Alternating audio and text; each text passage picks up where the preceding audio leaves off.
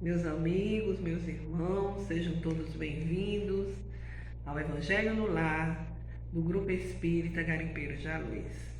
É sempre com muita alegria que aqui estamos para o nosso encontro semanal, encontro com Jesus, Jesus no Lar, a oportunidade de recebermos o Cristo em nossos lares, imaginar que Ele está sentado conosco durante o estudo, Ele trazendo a sua luz para nos reconfortar e para nos fortalecer nas lutas difíceis do dia a dia. Então não vamos também esquecer o recipiente com a água que será fluidificada durante o nosso estudo. Vamos fazer a nossa leitura preparatória, que serve para irmos já harmonizando a nossa mente. Livro Vinha de Luz, Espírito Emmanuel, pela psicografia de Chico Xavier. É a mensagem 110. Caridade essencial. E a caridade é esta: que andemos segundo os seus mandamentos. Este é o mandamento, como já desde o princípio ouvistes, que andeis nele. É João, no capítulo 6. Em todos os lugares e situações da vida, a caridade será sempre a fonte divina das bênçãos do Senhor. Quem dá o pão ao faminto e a água aos sedentos, remédio ao enfermo e luz ao ignorante, está colaborando na edificação do reino divino em qualquer setor da existência ou da fé religiosa a que foi chamado. A voz compassiva e fraternal que ilumina o espírito é irmã das mãos que alimentam o corpo. Assistência, medicação e ensinamento constituem modalidades santas da caridade generosa que executa os programas do bem. São vestiduras diferentes de uma virtude única. Conjugam-se e completam-se num todo nobre e digno. Ninguém pode assistir a outrem com eficiência se não procurou a edificação de si mesmo. Ninguém medicará com proveito se não adquiriu o espírito de boa vontade para com os que necessitam, e ninguém ensinará com segurança se não possui a seu favor os atos de amor ao próximo no que se refere à compreensão e ao auxílio fraternais. Em razão disso, as menores manifestações de caridade, nascidas da sincera disposição de servir com Jesus, são atividades sagradas e indiscutíveis em todos os lugares. Serão sempre sublimes luzes da fraternidade, disseminando alegria, esperança, gratidão, conforto e intercessões benditas. Antes, porém, da caridade que se manifesta exteriormente nos variados setores da vida, pratiquemos a caridade essencial, sem o que não podemos efetuar a edificação e a redenção de nós mesmos. Trata da caridade de pensarmos, falarmos e agirmos segundo os ensinamentos do Divino Mestre no Evangelho. É a caridade de vivermos verdadeiramente nele para que ele viva em nós. Sem esta, poderemos levar a efeito grandes serviços externos, alcançar intercessões valiosas em nosso benefício, espalhar notáveis obras de pedra, mas dentro de nós mesmos, nos instantes de supremo testemunho na fé, estaremos vazios e desolados na condição de mendigos de luz. A reflexão que Emmanuel nos apresenta sobre a caridade é realmente muito profunda, porque ele aqui fala da relevância da caridade, a caridade material, o socorro que se leva ao próximo, ao necessitado. Mas é necessário que tenhamos dentro de nós também uma ação renovadora para com os nossos sentimentos, para que as nossas ações exteriores sejam revestidas pelo sentimento de caridade, de amor para com o nosso semelhante. É a luz interior nossa que vai envolver todas as nossas ações. E ele diz que é necessário que isso ocorra, porque senão os nossos atos, as nossas ações estarão vazias. São atos vazios, certo? Vamos fazer a nossa prece inicial, levar nossas mentes, nossos corações a Deus, nosso Pai, a Jesus, nosso Mestre e Senhor, pedindo a ajuda, a presença dos guias espirituais que venham a ter conosco nesse momento de estudo. Senhor Jesus, Mestre incondicional de nossas vidas, acolhei nossos corações em prece, desejosos do entendimento dos vossos ensinamentos de luz, para que possamos prosseguir em nossa jornada terrena, com perseverança, com muita fé, com esperança e forças para vencermos as nossas más inclinações, para que nos tornemos capazes de vivenciar o amor, a caridade e a justiça que nos foram ensinados por vós. Fica conosco, Jesus, agora e sempre, que assim seja.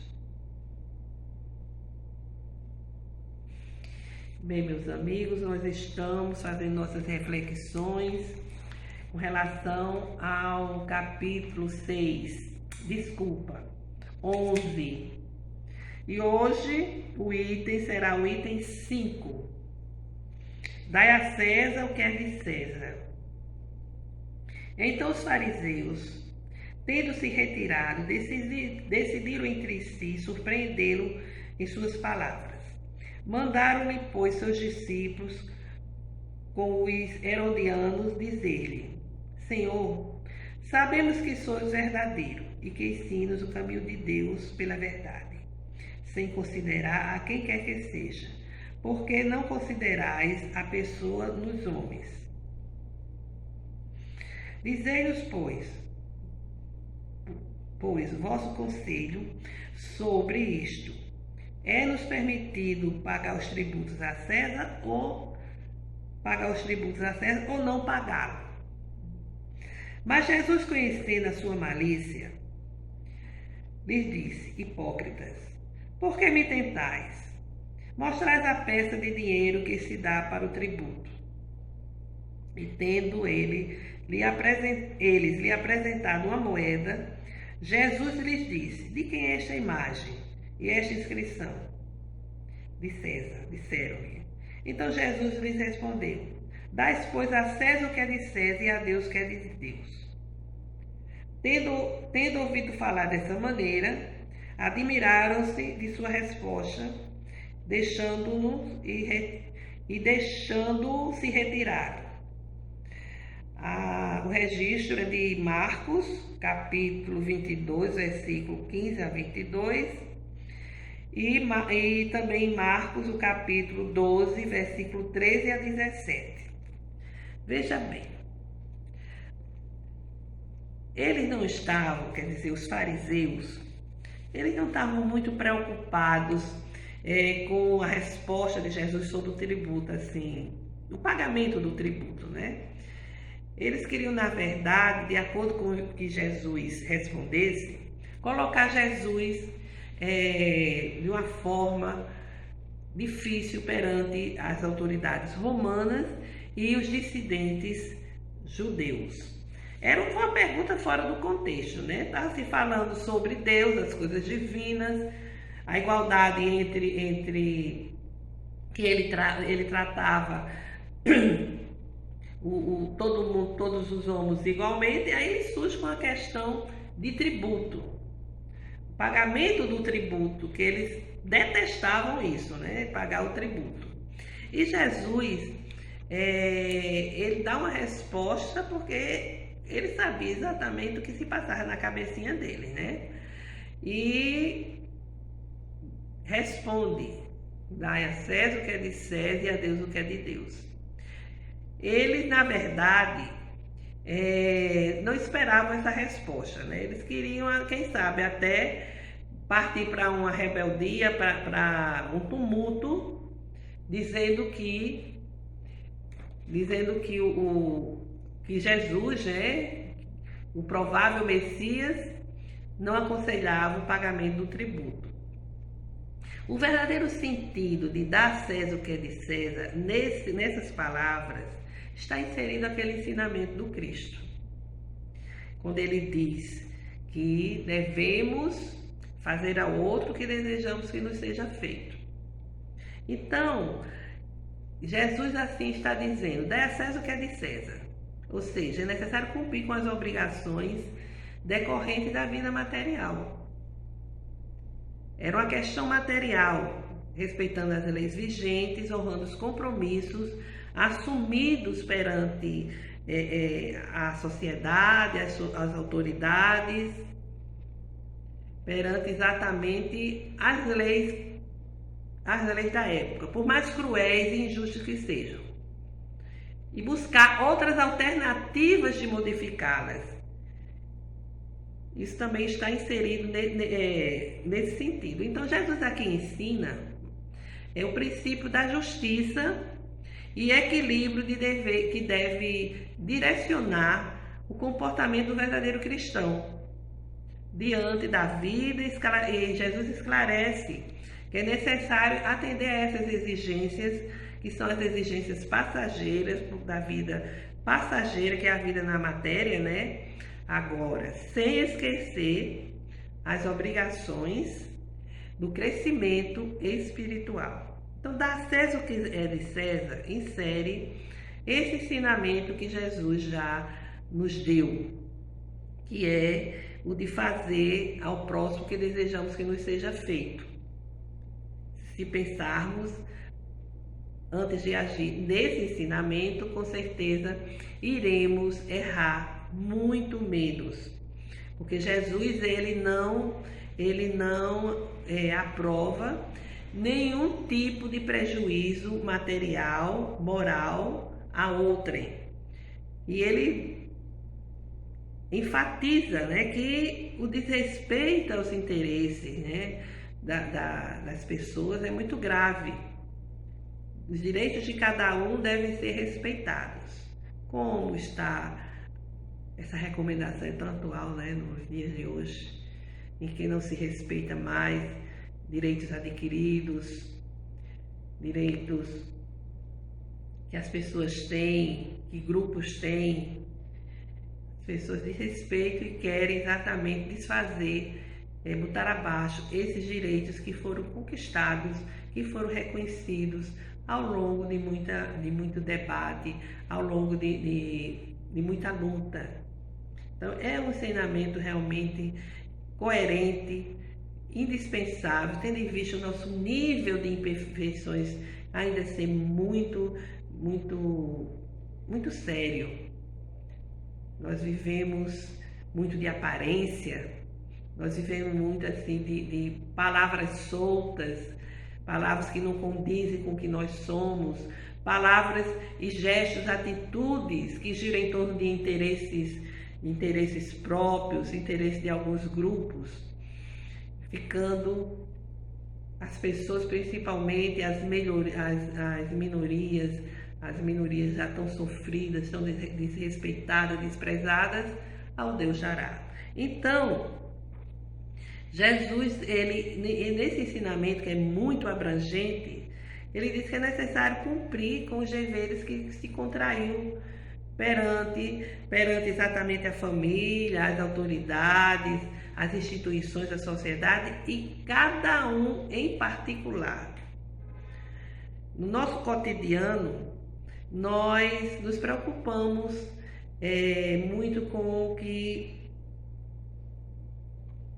é de obrigações materiais, né? A dar a César o que é de César, a agir de conformidade com as leis, de conformidade com os códigos que existem, códigos de ética, os códigos da moral, que existem para direcionar a nossa atitude, a nossa ação. Muitos podem ser até questionáveis, mas para modificar toda essa conjuntura é necessário ações responsáveis, né? E não assim determinadas atitudes de agressões, de vandalismo. Mas a gente pode perguntar, se estamos preocupados a dar a César o que é de César, a cumprir com as exigências de uma legislação que aí está, com impostos a serem pagos e uma série de outras coisas, como está o dar a Deus o que é de Deus? Como é que temos agido nesse sentido? É lamentável que hoje nós vivemos uma situação, dias de muita agressividade, de violação dos direitos, dias assim de total desrespeito à criatura humana. Ninguém respeita o outro, ou seja, ninguém faz ao outro o que desejamos que não seja feito. Ninguém. Aliás, existem exceções.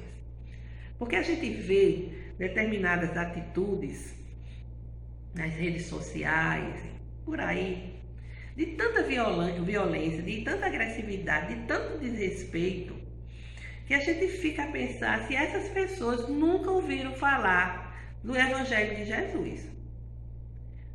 E são pessoas que se dizem cristãs, que defendem uma bandeira desse ou daquele segmento religioso, e a gente nunca leu o Evangelho, a viver conforme viviam as criaturas antes de Jesus, do dente por dente, olho por olho, dente por dente, onde a vingança era uma atitude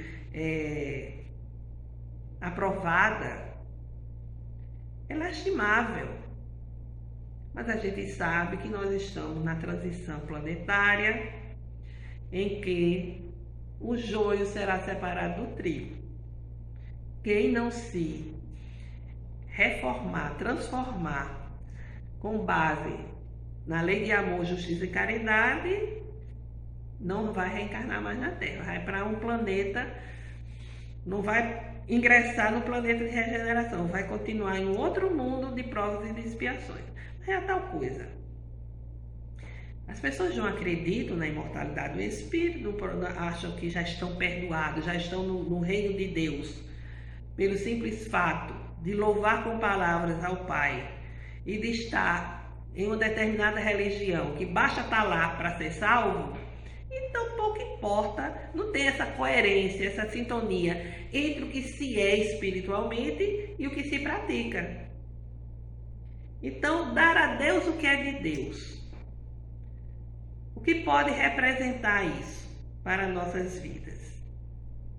Representa o nosso esforço para não só compreendermos os ensinamentos do Evangelho, mas, sobretudo, vivê-los, vivenciá-los em todos os momentos.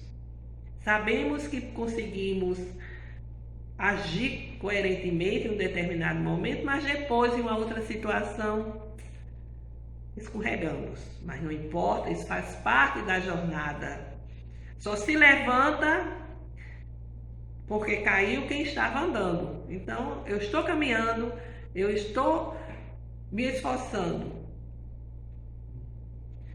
Errei, vem a queda, levanta e prossegue, que aquele momento sirva de reflexão, de revisão. O erro é próprio da nossa condição de imperfeição. Agora, permanecer no erro é um grande equívoco.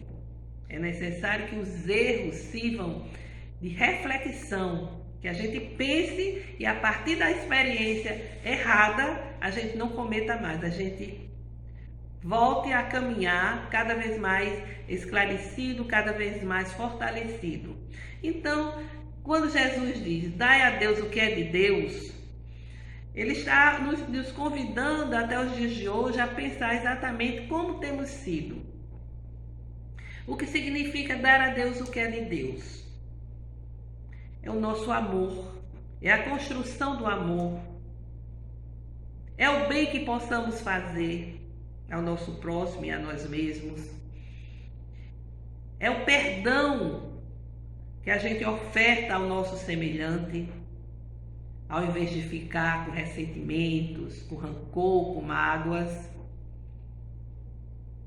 É o acolhimento ao irmão necessitado, a caridade, sem interesses, sem pensar se a pessoa merece ou não, sem pensar, será que vale a pena? Será que essa criatura não está enganando só para tirar proveito de mim, proveito do grupo? Não. É o exemplo do Mestre, que atendeu a todos, conviveu com todos, no meio das mais terríveis vibrações negativas, densas, onde tinha ali naquele contexto muitos criminosos, adúlteros, irresponsáveis, pessoas cruéis, vibrações de ódio, e ele esteve junto a tudo isso, sempre atendendo, sempre dando o melhor de si, sempre dando o maior e melhor dos alimentos da alma, a mostrar o caminho do bem, da reconciliação, da reabilitação, apontando exatamente esse caminho, caminhando conosco, porque ele é guia. E o guia não apenas aponta, ele vai junto, guiando, nos mostrando o caminho para atingirmos essa condição que todos nós almejamos. Nós trazemos dentro de nós esse desejo de felicidade, de liberdade, de perfeição, porque fomos criados por Deus para isso, para essa condição. E Ele vai nos direcionando, nos guiando e sempre disposto a nos dar outra oportunidade. Não foi por acaso que Ele disse: vinde a mim todos os aflitos, que eu vos aliviarei. Estarei convosco todos os dias, por todos os dias da vida, né? Ele disse que vai estar conosco por todos os dias, ao longo da nossa existência terrena, por toda a nossa trajetória terrena, trajetória evolutiva, porque Ele é o guia da humanidade, Ele é guia de todos nós. Então, temos no Mestre esse ensinamento e vamos, sem dúvida, ter o grande desafio para darmos a Deus o que é de Deus, através da exemplificação da lei de amor, justiça e caridade. Portanto, ficam essas reflexões para a nossa semana que hoje se inicia, para que a gente possa ter como propósito essa grande meta da nossa vida, que é nos tornarmos cada vez mais cristãos. Então, meus amigos, vamos fazer as nossas vibrações, elevar nossas mentes e os nossos corações ao Altíssimo, pedir a Deus nosso Pai, a Jesus, Mestre e Senhor de nossas vidas, aos guias espirituais, que recebam as nossas rogativas pela paz e fraternidade entre as nações, nossos irmãos afegãos, uma situação tão difícil, de tanta dor, tanto sofrimento, situações profissionais difíceis, assim como pela paz em todos os ambientes, em todos os lugares, em nossas comunidades, enfim, onde haja violência, agressão, dor e sofrimento. Rogar pelos nossos governantes para que eles ajam com justiça social, pela coesão no movimento espírita em torno do Evangelho do Mestre e da codificação.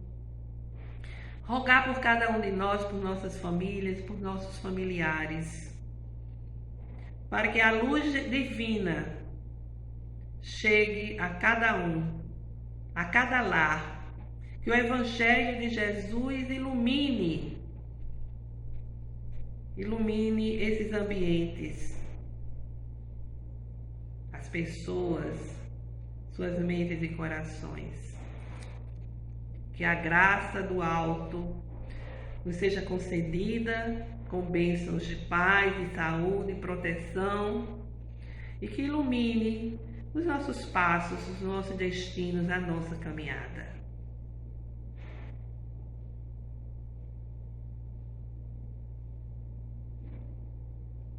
Nosso Pai que estás em toda parte, santificado seja o vosso nome no louvor de todas as criaturas.